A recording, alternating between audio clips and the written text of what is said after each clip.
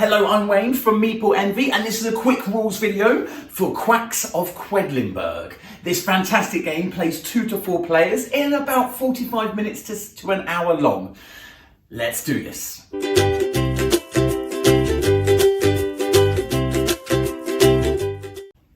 First and foremost with this game, there is so many varieties and variations that you can play with. It means that you can actually play this game over and over again, and it will be a very different game every single time. What I'm going to show you in this video is how to set up and play the first, most basic version. It gets you playing the game, it gets you used to the concept of it, and then from then you'll have the instructions. If you rent it from us, you have the instructions and you can play all the different variations then from that with that basic knowledge. So let's start. In the center of the table where all the players can see it, you will have a scoreboard. So around this, it has some scoring around there, and you may notice there are some rats on there. Okay, they do indicate something. I will come back to them shortly. Okay, you've got some rats on there. You have some little tiles here. These tiles just indicate whether you've gone over 50 points or not. So it's 2 to 4 players. There's one colour for each player. Each player will pick a colour and they receive a pot in their colour. So this is the yellow pot. Okay, this is the red pot. There's also a blue and a green pot in the box as well. We are going to be playing on this side where you have the yellow pot. You have a little book down here, which actually helps you first set up the game, and secondly, the steps to play the game are kind of illustrated there, but I will go into more detail on that. So you've got these little tiles here. This is what I was talking about. They say 50 on them. So if you somehow manage to get all the way around the board on your scoring and you score more than 50, you will then take your tile, and that indicates that now you're going around scoring over 50. It can happen. I've had it happen to me, but maybe it won't happen for your first 1 or 2 games. There's a dice that comes with it, and it can sit just on this dice icon there. There's some symbolism on there. I will go into that as well. That is almost everything. There's one more thing to put onto this central board. There's a little flickering flame for these oil lamps there. These oil lamps indicate the rounds that you play.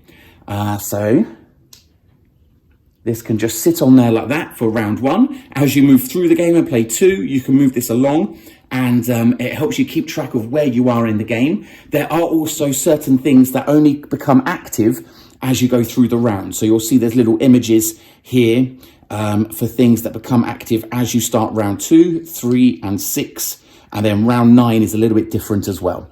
But again, we'll cover that. So that's the basic setup for now. And we're going to show you where to place everything in a minute. There's lots of little bits for this one, but we're going to show you with the pots like this, with the book open like that. These are double-sided. If you flip this over, you've still got your pot, but it's a completely different way to play the game with loads of little test tubes down here. Okay, a good way to play the game as well.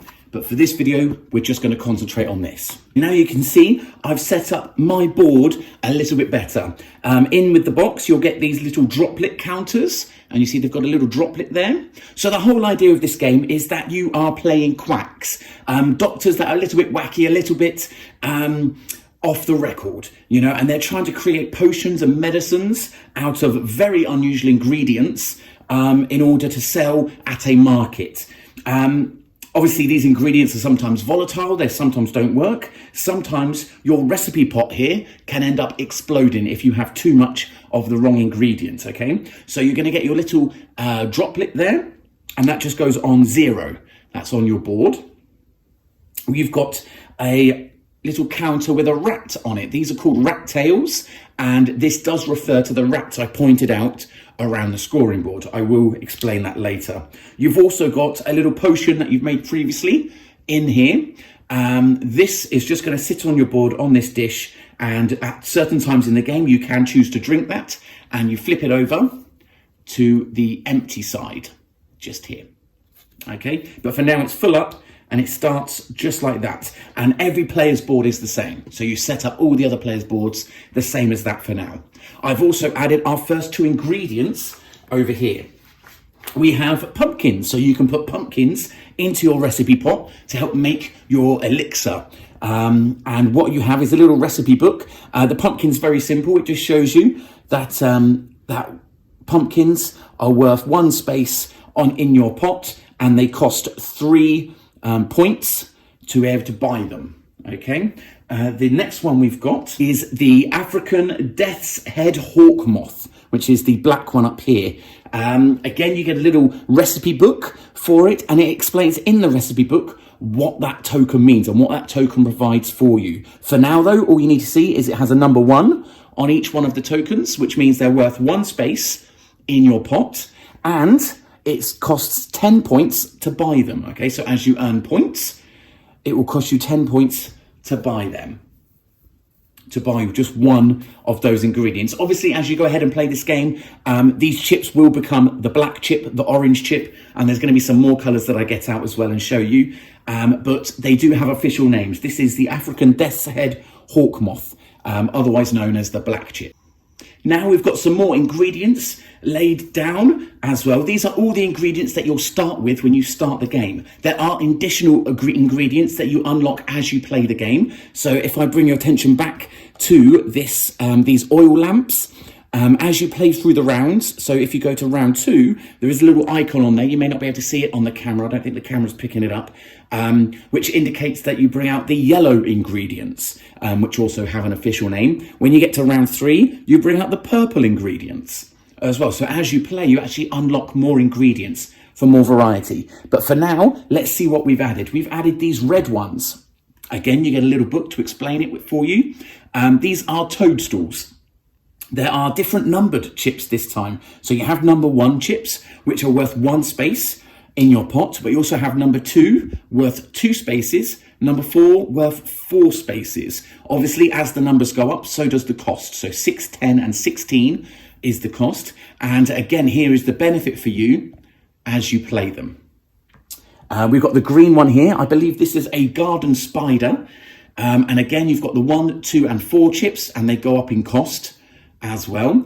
All of these resources, they're all finite. So you may, if you've got enough players, buy enough ingredients, that it's completely possible that you may run out of some ingredients as you play the game. You have to get in there fast if you want specific types of ingredients. And obviously you'll know which ones you want because you'll be playing in a certain way and you'll want the benefits that the certain ingredients give you. So that's the green ones. The only ones left are the blue ingredients, which are these ones here. The blue ingredients, these are little skulls, crow skulls is what they're called. Again, you've got the 1, 2, and 4 chips, depending on how many spaces they're going to take up in your pot. And the price goes up again, 5, 10, 19. So quite expensive, these chips, but they do give you a brilliant benefit as well. And you lay all of these around the board, so it takes up quite a bit of table space, this one, but you are going to need some space to lay everything out so everyone has access to it.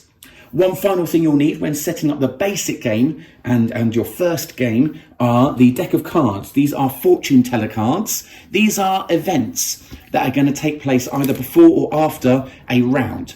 You always read them at the start of a round. You'll take the top one and read it at the start of the round. But sometimes the effect doesn't happen until the end of that round. Sometimes it happens at the start of the round. Again, we're going to go through all this in more detail. Let's just get it set up. And last but not least, you can see over here, we have some little plastic rubies. They come with the game and you just lay them to one side. Rubies are going to be used almost as a currency in the game, and they're going to allow you to buy a few different things as well. There are different ways to earn rubies throughout the game. So that's the basic setup done. Let's do the next bit of setup. Okay, one final thing to do as part of the setup is to fill up your draw bag. Also included in the box are these lovely draw bags, little drawstring bags, black ones, and every player gets one of these, and you start with a small pool of chips or ingredients that you add into your bag. And the idea is the quacks aren't really looking at what they're putting into their pots. You're going to go put your hand in blindly, take out an ingredient and add it to your pot. Okay, so it's a risk game, it's a push your luck game, and let's see what we need to put in initially into everybody's bag. Handily, it is on the board, it does say it's just here, everything you need. So you need one of the garden spiders, the green chips, and you've got to pay close attention to make sure it says number 1 on the green chip there. So you've got to have one that's got a number 1 on it. Okay, so one of those goes into the bag. One of the orange ones also go into the bag. There we go. And now you look down here, you're going to put these white chips in. I haven't mentioned the white ingredients yet. Again, they've got different numbers on, so you get a number 1 on them. There's also a number 2 and a number 3 chip there as well. These are the most important chips in the games, in my opinion. These chips are the ones that determine whether your pot explodes or not. So as you play the game, you're going to place chips down, you're going to pull chips out from the bag, and you're going to place them down on your board. Okay, it really is as simple as that. That's all there is to it. However, if you pull out enough white chips so that the numbers on them, indicated on them, add up to more than 7, then your pot explodes. If it explodes, it means you've got some decisions to make and you may not be able to score, or you may not be able to buy things from the shop. I will cover that in more detail. So these white chips are really the most important chips in the game. Let's see what we need in there. You need 1 of the number 3 white chips. So that's got a number 3 on it. That goes in the bag. You need 2 of the number 2 chips in the white colour. So that's 2 of those. Those go in the bag. And you need 4 of the number 1 chips. Okay, now if anybody's any good at maths, you know that you've just put up to, 11? Up to 11 of the white chips in your bag. So for the first round, you're not going to get very far along on this track that's in your pot. Okay, for your first round, you're not going to be able to push your luck all that far, but it will start the game rolling and it will get you going. I believe I've covered everything. We've got the fortune teller cards, the rubies, all the different ingredients, the central board. There's a dice there which will come into play, and we've got these boards set up. We've got the white chips as well. I think we're okay. We're ready to play. This game is played simultaneously. That means everybody grabs their bag, everybody reaches in, and everybody starts pulling out chips. You're not allowed to look into your bag or anything like that. Obviously, all the chips are the same shape and they should be the same weight, so it should be near impossible to feel for which chips you want. You pull a chip out. Oh, that was very fortunate to be an orange one. And you place it on your board. Now, this is where this number comes into play, okay? So this is a number 1 orange chip. It means that you can just go 1 space next to your droplet like that, okay? And we continue going. You play simultaneously and you decide when you want to stop. You've got to try and stop before you explode. So before you hit more than 7 on the white chips. Let's keep going for now. Oh, my first white chip. It's a number 1, so it goes right next to the orange one. Let's try another one. Oh, it's my green one. That can go 1 right there next to that chip. Let's see what we got next. Oh, we've got another white one. I'm going to keep going. I may even explode, but I'm going to keep going for now because there's some bits that I want to show you. I've got another white one. I'm actually doing very well here. And this is it. It's pure luck. What you pull out the bag is pure luck. You can only pull out 1 chip at a time. For now, another 1. That is amazing. Okay, that goes there. And now I've got to pull out something bigger. Here we go. Now this one has a number 3 on it. Okay, so that does not go right next to your chip. In what happens is you actually count 1, 2, 3 spaces, and it's going to go on that 3rd space. So that's how you're going to end up filling the pot up even more. I've got another couple of chips in here. This is a number 2 chip, so that's going to go 2 spaces and sit like that. Okay, just so you can see it just like that. We'll zoom in a little bit and you can see the spaces left. Now, I've obviously exploded because I've got 3, 5, 6, 7, 8, 9. When you count up on your white chips, you do not count the numbers up on the coloured chips, only the white ones count. So I've obviously exploded in this example. When I'm playing the game, I wouldn't have pushed my luck that far, but I wanted to show you how the bigger numbers work. So I'm not going to count that as an explosion. I might take a couple back, but let's take a couple back. Let's go 1, 2, 3, 4, 5, 6, 7. There we go. If I just take this one and put it back in for now, you're not allowed to do that during the game. I've actually gone all the way up to 7. You can go up to 7. You can't go over 7. Okay, so that's 4 1s and a 3 makes 7. Now, once everyone's finished, we come essentially to the end of that round and we have to try and start scoring it. Scoring is achieved by looking at where you have stopped in your pot. So you can see here my final chip that I placed was this white chip with the number 3 on it. That's not where you've stopped. Where you've stopped is the next chip, is the next space along. So here it's actually got a number 10 and it's got a number 2 written on parchment paper. We're going to call it parchment paper on there. The number 2 in parchment paper represents victory points, and the victory points on the board are also in parchment paper. So we'll do that in a minute. How we do it when we normally play is we go by the score. So I've stopped on 10, somebody else might stop on 7, somebody else might stop on 14. And so whoever's stopped on the highest score, we give them the victory points first.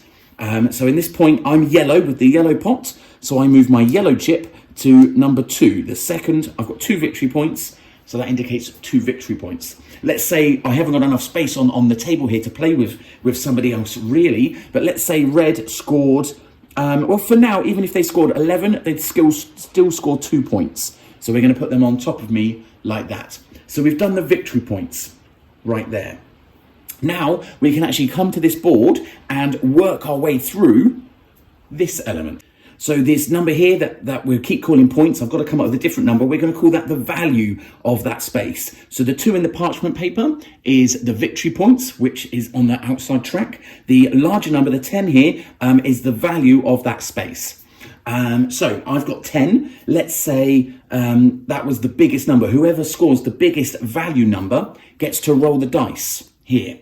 If that's more than one person, then both people get to roll the dice, or however many people. It could be a 4-way tie. That means you all get to roll the dice. The dice is nothing but beneficial. So let's give it a roll, and I'm going to show you the sides of the dice. It's landed on a pumpkin in that instance. That means I get a free pumpkin chip to add to my bag. Okay, let's have a look, see what else we've got here. We have got 1 victory point, so you just add an extra victory point onto the track. We've got 2 victory points, so you add 2 victory points onto the track.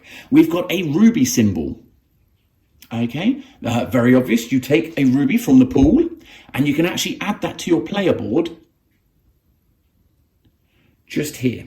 There's a little sack with some rubies in it and all your rubies get added there. You can build them up as much as you like, and I'll tell you what we spend them on in a few seconds. There's one last symbol on this dice, and it's a droplet symbol. Okay, this means you get to move your droplet, which is in your pot, along 1 extra space. The benefit to this is now on the next round, I'll be starting drawing chips from here and working my way around. So it means I should get a little bit further around the track. Okay, that's the dice. The next element on the scoring board here, let's zoom in on the scoring board a little bit. The next element on the scoring board, you score some special colours, some special ingredients. So the first one here are black chips. The black chips here are the African moths that I told you about before. And it actually tells you in the recipe book about them. So it says, if you draw as many black chips as the other player, you move your droplet on 1 space. If you draw more black chips than any other player, you get a ruby and you get to move your droplet on. Okay, so a very beneficial thing to have. In the first round, you're not going to have any black chips anyway. Okay, we've got the green chips there as well to score, and again you just read the recipe book for that, it will self-explain. And we've got the purple chips there. Now for the first round, purple doesn't exist, it's still in the box, but it will come out later in the game. You then are going to go to this ruby section here. Now you'll notice on your player boards there are little stops that have a little ruby with them. So if I manage to get my pot and fill it up to this one, then this is the scoring spot just here. I would have scored 13 with 2 victory points, and I'd automatically get a ruby. So at this phase, you're going to allocate rubies to anybody that landed on a ruby. I didn't in this instance, so I won't get a ruby. Okay. We then have victory points. So now you can go and give those victory points that you've landed on to every single player. This section here, the green section, is the buying phase. So now with this value number here, 10, it's worth 10. You can actually spend those 10 on chips. And this is something, again, you do simultaneously with everybody. Okay, so you all look at how much you can spend. Now, very important here, you can only buy up to 2 chips. they have to be different chips. You can't buy two of the same, and you can't spend more than what you've earned on your valuation there. So I've only got 10 to spend. So I could buy one black chip, that's worth 10, and that would be it. That would be my go done, okay? Because the black chips are worth 10. I could have a look a bit better and go, oh, look at this. I could buy one red chip for 6, and I could buy one green chip for 4. Okay, you always have lots of options at this point. We've got the blue ones here. You can buy one blue chip for 5, and I should say, one blue chip for 5, and I could buy a pumpkin for 3. Okay, so this is the point where this is where the strategy comes in, and this is where you have a chance to really make a difference with your bag. Buy your chips carefully. Look at what they do. Read what they do on the recipe cards. Okay. Something very important I should mention about the recipe cards. We're playing again with the recipe cards. There are actually extra recipe cards in the box that I'm not showing you in this video. They're for the different variations, different difficulty levels in this game. Like I said before, this game massively has huge variation in it. You can keep playing it over and over again and never play the same game. These recipe boards are also double printed. So you see there's a little bookmark just there. That's for the very first game, the easiest level, if you will. And that's what I'm showing you here today. You could flip it over and you've got one with 2 bookmarks in it. And that's a more complicated side. But again, for your first game, keep it simple. Get the understanding of everything and what everything does, and play this a couple of times and then move on to the different variations because they're great. So that's it. That's the chip scoring round. You're going to take your time doing that. I'm actually going to do that with you in a minute. We've got one last thing to do. So you can actually got this one last tab right here on the scoring board. You can spend 2 rubies to move your droplet on 1 space, or you can spend 2 rubies to fill up your flask. The flask, I showed you these in setup, and I've just mentioned them, that you can spend 2 rubies to refill them. You can use these whilst you're pulling ingredients out of your bag and putting them into your potion. These are actually, this potion is actually, your flask, I'm sorry, it is referred to as a flask. Your flask is actually associated with the white chips. So let's say, if I change this a bit, let's zoom in. Okay, so let's say I pull out, let's change this a bit. So I've got 2 number 1s already, and my next one I pull out is a white chip, but it's worth 3. Okay, so I count 3 spaces, and I'll put it just there.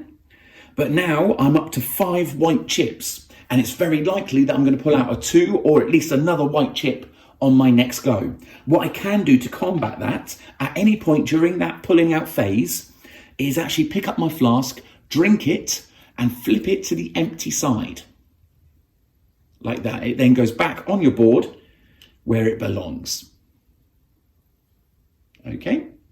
The benefit of that means the last chip I place down, I can actually pick it back up and put it back in my bag. So again, you are gambling there. You are taking a risk because there's no reason why you couldn't reach back into your bag and pull out the very same chip again. Luckily, this time I haven't. I've only pulled out a 1, but you could pull that 3 back out and you can't do anything about it then. You've drunk your potion, you have to carry on with it. So it gives you a chance, an opportunity to remedy maybe a mistake you've made. So it only takes the last white chip that you put down. You can't take the coloured chips away. It is only the white chips with that. Okay, I think I've covered everything. So that's pretty much the first round done. Now, something I haven't mentioned yet, and maybe I should have, is the fortune teller deck.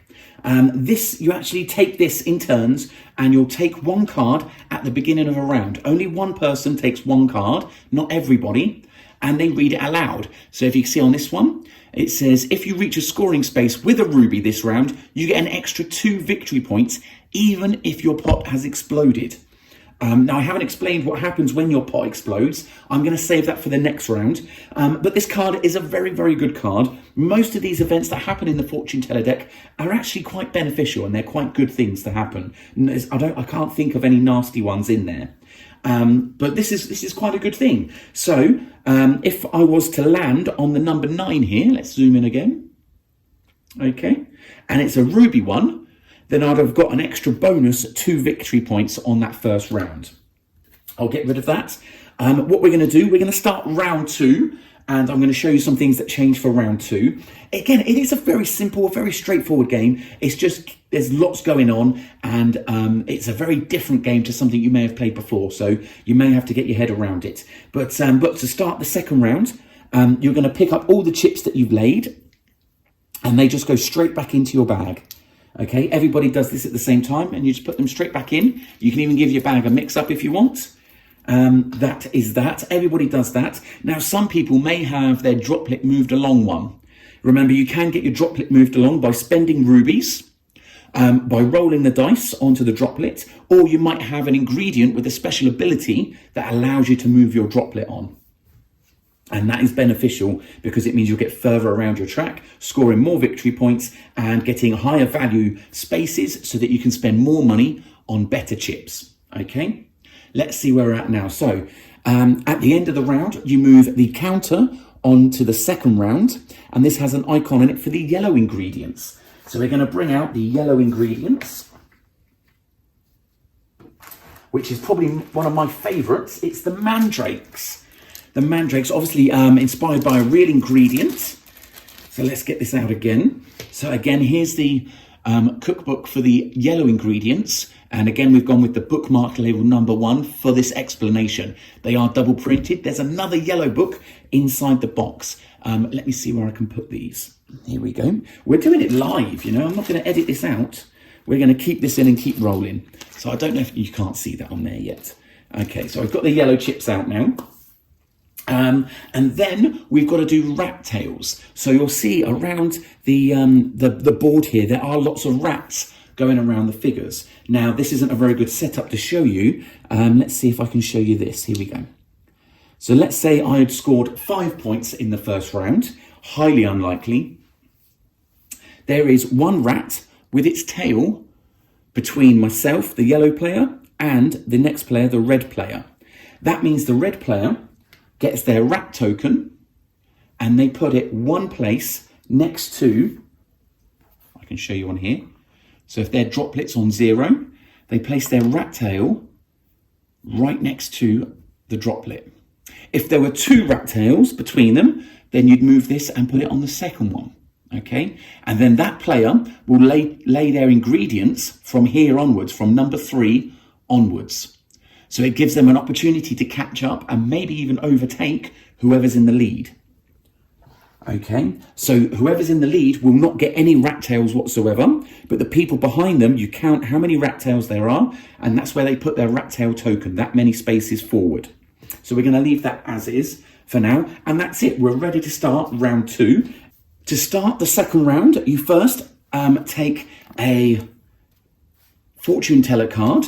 And what we do with the fortune teller cards is you do move it around clockwise. So whoever did the last one, pass it on to the next player, and they move this one. So it says, move your droplet 1 space forward. You see, like I said, they're always very beneficial. So you can move your droplet 1 space forward. So when we start the round, it's actually going to move a little bit further on. Let's go. So all you've got to do is start pulling out ingredients simultaneously and placing them. Oh, I've pulled out the white 3 chip to start off with. Not a great start.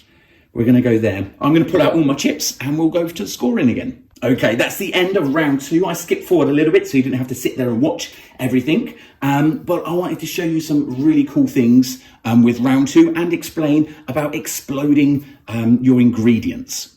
So again, we're going to go down this scoring track and we're going to see who landed on the highest number of who landed on the highest value spot. So I landed on a 13. Now, I've also exploded this time. My white chips, I've got a 3, I've got a 1, another 1, and then I've got a 2 and a 1. So that to me makes 8. Remember, anything over 7 is an explosion. So this is 8, I've exploded. That means even if I've got the highest value chip and the highest value space there at 13, I'm not allowed to roll the dice. It goes to whoever is the next highest. They get to roll the dice. However, I do score a ruby even if I've exploded, I will still score my ruby. Okay, so let's go through the scoring process, especially because I've exploded in this round. So whoever's not exploded and they've got the highest value, they get to roll the dice first. In this case, it's 1 victory point, whoever rolls it.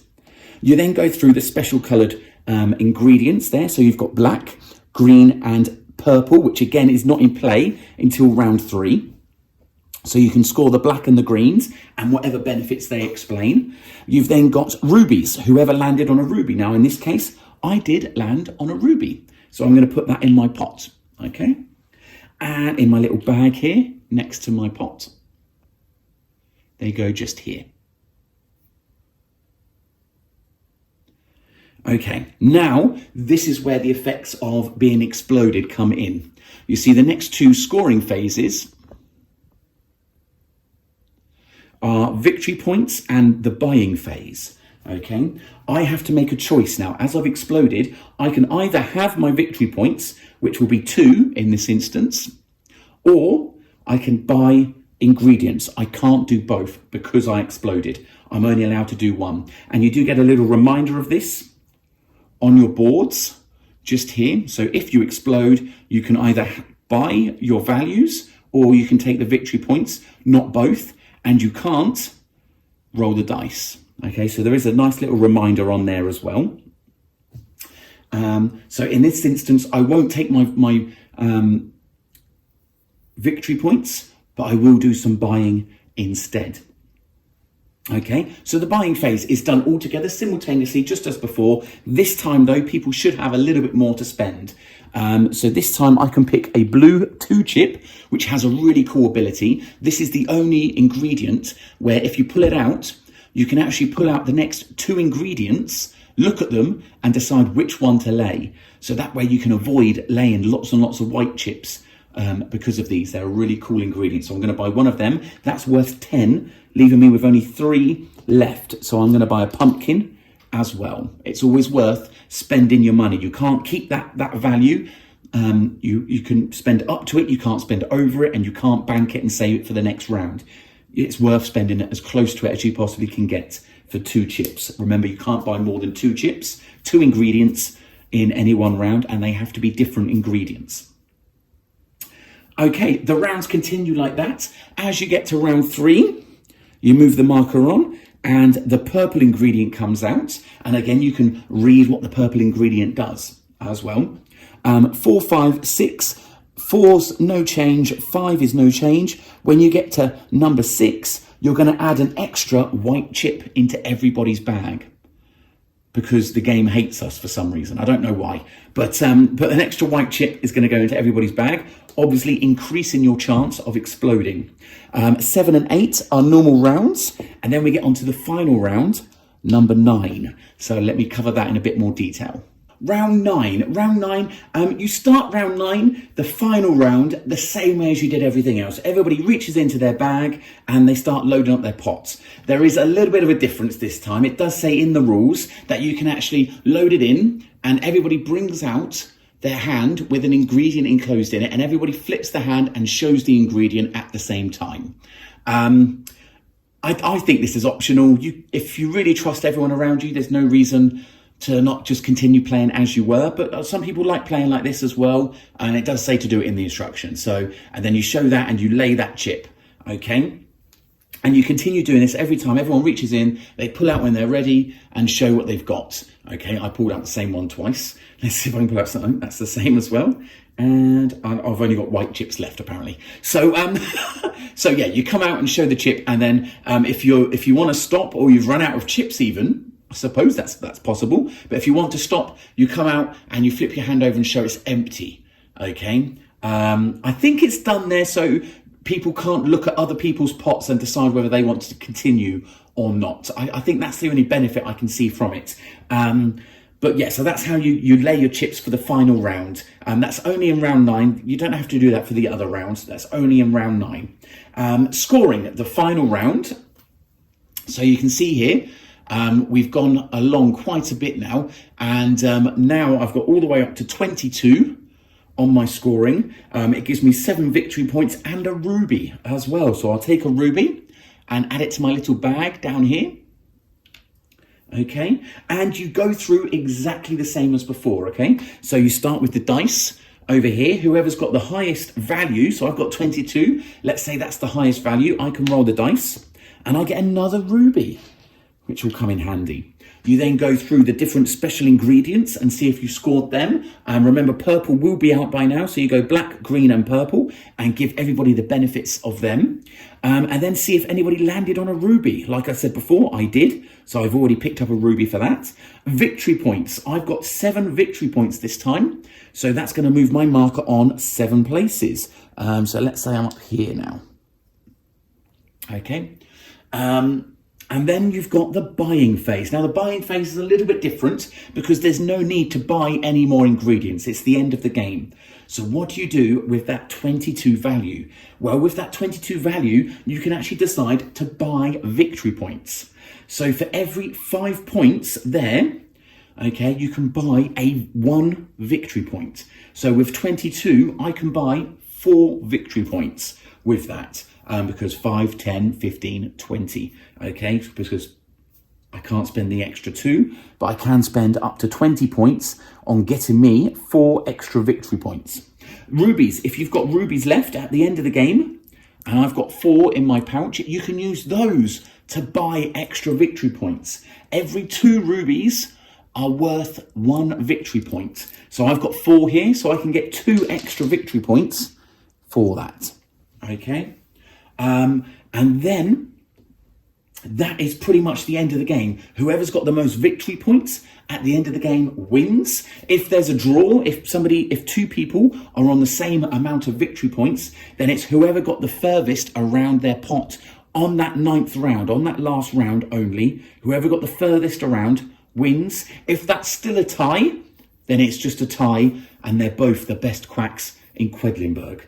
That is the entire game. I don't think I've missed anything. It is a quick rules video and I think this game is very simple. All you're doing is pulling ingredients out of a bag and putting them down. It's very simple, but there's a lot going on. There's a lot of different effects from the different ingredients that you're going to have to read and get used to, and you're going to have to experiment to see which ones you prefer and which ones work best for you as well. And again, you've got all that variation as well. All these ingredient books, they all flip over to reveal something else. Your game boards flip over to play in a different way. It means this game can just be played over and over and over again, and it can still be fresh. So I hope that's everything you need to get playing Quacks of Quedlinburg as quick as you can. Okay, remember the fortune teller cards are read at the beginning of every single round. Okay, even the last round, you still read one at the beginning of the round. And yes, please do subscribe to our service. I run a board game rental service in the UK. So no matter where you are in the UK, you can sign up and receive board games for a fraction of their cost. Borrow them, send them back, and decide before you buy them. You can decide whether you really like them. You can save on storage space, and most importantly, you can play more games. My name's Wayne, and if you want to have a look at the service, it's at wonderkidsuk.com. That's all one word, so it's wonderkidsuk.com/Meeple Envy. The rental service is called Meeple Envy. That's it for today, guys. Thank you very much. Make sure you watch our other quick play videos as well if you want to play more games.